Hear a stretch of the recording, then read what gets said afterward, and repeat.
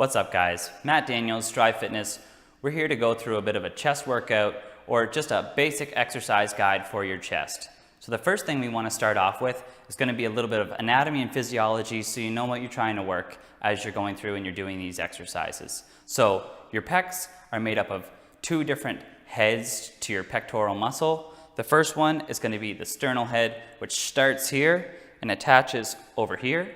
The next is going to also start here and end here, and this is your clavicular head, so up to your collarbone. So the main thing when you're training your chest to go through is getting it from a few different angles. You want to think of pretty much all of your muscles as being a set of strings, and you're trying to get one end of the string towards the other end of the string, and that's going to be your contraction. So in this case with our chest, we're trying to get over here to as close to this point as possible when we're trying to train that sternal head of your chest. When you're doing your upper chest workout, you want to be trying to get this point here up to this point here. So the basic bread and butter to your chest training is going to be a press in the form of a bench press. Now you can vary this up and we'll go through that in the video. You can do a flat bench press. Similarly, you can also go and do an incline bench press with dumbbells. You can do a decline press. But the main thing is going to be consistent is that you're going for a pressing straight in front of you kind of motion. The second move that historically is going to be one of your best chest builders is going to be the fly. So that's going to be going, expanding your arms out and pulling that towards the center. And then the final move is going to be a pulling over. So going like this. So in that, you can see that you've got a pressing motion that's going to come in front of you. You've got a horizontal motion that's going to come out from the side.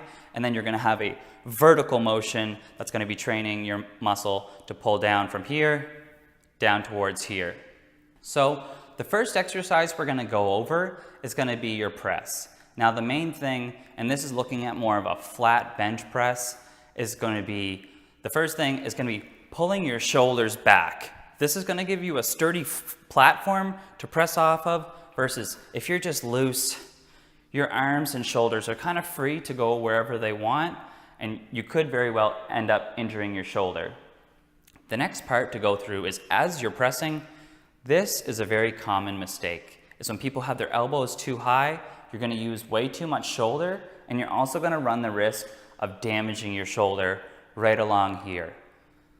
The next part that we want to go through is going to be grounding your hips to the bench. As you do that, you want to make sure that you're getting a nice arch in your back. This again is just going to make that little bit of a springboard kind of shape, and it's going to make it so that later on when you're planting your feet, which you'll see all the time in the gym when people are pressing a really heavy weight, you see their feet start to squirm. That's going to be one of the biggest things that you can do wrong because you're going to lose all that tension that you've made in your body. So you want to pull the shoulders back and then have so that your hips are touching down and your shoulders are touching down, and you've got that nice little bit of a bend right here to kind of sandwich you into a nice tight position.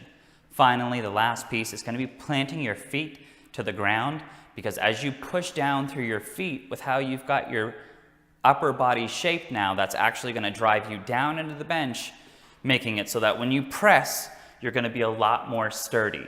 And that's why you always need to make sure that you're pressing down through your heels. You don't want your feet kind of flailing around as you're bench pressing.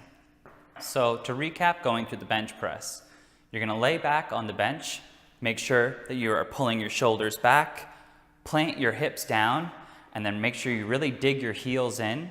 When you go to reach up to the bar, most barbells are going to have a set of rings on them depending on how tall you are or how wide your arms go. Is going to be where you position your arms on the bench, but generally I like to have them a little bit more than shoulder width. If you come in too close, you're going to get more tricep. If you come out too far, you could just run the risk really of stretching out too far through the shoulder and potentially kind of injuring yourself. So after you've done that and you grab onto the bar, make sure again when you're coming down, you want to lower your elbows 45 degrees down from the shoulder. This is going to make sure that you touch down right about here. And it's also going to ensure that you're just keeping this space in your shoulder safe, you're not stretching it too far, and then just gonna injure your shoulder. Now, the next exercise we're going to be going through is going to be the fly. Now, this exercise is one of the main ones that you can use as a chest builder, but you're never going to want to go too heavy with it. And the kind of biomechanic points of it are going to be very similar to that of a bench press, and you're going to notice that throughout other movements. So as you go to do a fly, you want to make sure that as you're here, you're pressing out to here, that same point that you were touching down on when you were bench pressing. So you were coming about to this point here. So when you're doing a fly, you want to make sure that you're pressing out to right about there if you're doing a head-on fly. Now, same thing again with the bench press, to develop yourself in different angles. So if you want to have a little bit more of an upper chest, or you're trying to build through here, that's where you can switch up the angles. If you are trying to make a big chest workout out of all these exercises, then you can do some on a flat bench. You could go through and go onto an incline bench, or like you'll see in the video, I just moved the angles of the cable machine that I was using to go through those flies. So as far as the angles go, when you're looking at it, the main three that you really kind of are looking to hit with your chest is going to be an inclined angle, I guess normal angle that you'd be going through, and then more of a decline or a lower part of your chest. So those would be the three different angles that as you're going through it and doing a fly, this would be for an incline, this would be more of a normal, versus this is going to be more on a declined angle. And all of those are just going to kind of shape your chest a little bit more depending on what you're trying to build.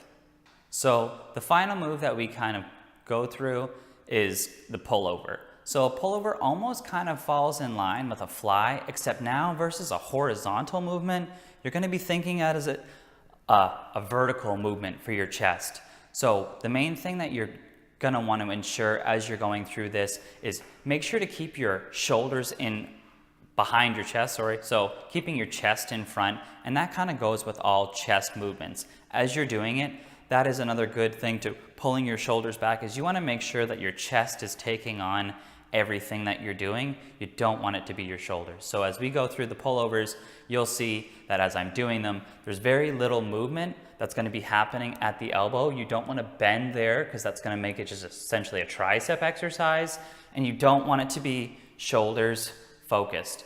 You need to have your chest out in front, and as you pull through, you want to pull that chest up. So those are all three of the moves that I felt were pretty essential to chest training, and just all the variations. Because once you kind of go through the variations, you really do hit everything. You've got a bench and then an incline bench. You can do that with dumbbells if you want. Same thing with flies. You can do them flat, you can go through and you can do them with dumbbells, or you can do them with cables. And same thing with the pullover. You can do it on a cable machine, you can do it on dumbbells. I would encourage you to try a variety of them. The pullovers, you might want to start on a cable machine. I find that for some people, especially if you've ever had a bit of a shoulder injury or anything like that, then pullovers would be a little bit more in the advanced class of things, because it is very much feeling movement, versus a bench press, which you can set up to either get a lot of work and get a nice pump out of it, or you can also go really heavy on it. So that would be your main exercise that you want to stick to.